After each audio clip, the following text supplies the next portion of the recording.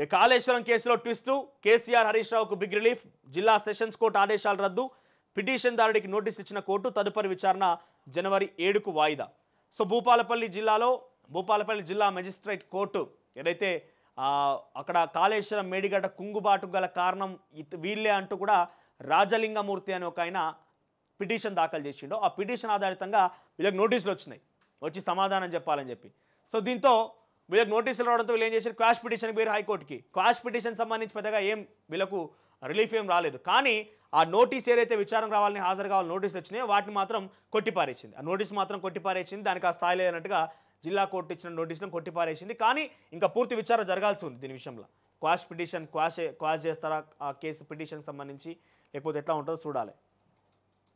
ఒక రకంగా డెఫినెట్గా వీళ్ళకి ఇదొక కింది స్థాయి కోర్టుకు వెళ్ళడం, ఆ తర్వాత అక్కడ ఫేస్ చేయడం అనేది కొంత ఇబ్బంది ఉండేది. కాబట్టి కాళేశ్వరం ప్రాజెక్టుకు సంబంధించిన విచారణలో కీలక పరిణామం చోటు చేసుకుంది.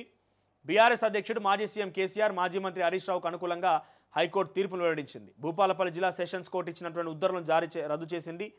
దాంతోపాటు ఫిర్యాదుదారుడు లింగమూర్తికి కూడా నోటీసులు జారీ చేసింది. వివరాల్లోకి వెళ్తే మేడిగడ్డ బ్యారేజ్ పిల్లర్ల కుంగుబాటుకు అప్పటి సీఎం కేసీఆర్, మంత్రి హరీష్ రావు కారణమంటూ లింగమూర్తి భూపాలపల్లి జిల్లా కోర్టులో ప్రైవేట్ పిటిషన్ దాఖలు చేశారు. ఈ పిటిషన్ స్వీకరించిన జిల్లా స్పెషల్ కోర్టు కేసీఆర్, హరీష్ రావు నోటీసులు పంపింది. దీంతో వారు తెలంగాణ హైకోర్టులో క్వాష్ పిటిషన్ దాఖలు చేశారు. జిల్లా కోర్టులో దాఖలైన ప్రైవేట్ కేసును కొట్టేయాలని కోరారు. ఈ మేరకు నేడు విచారణ జరిపిన హైకోర్టు న్యాయమూర్తి ఆ నోటీసులను సస్పెండ్ చేసింది.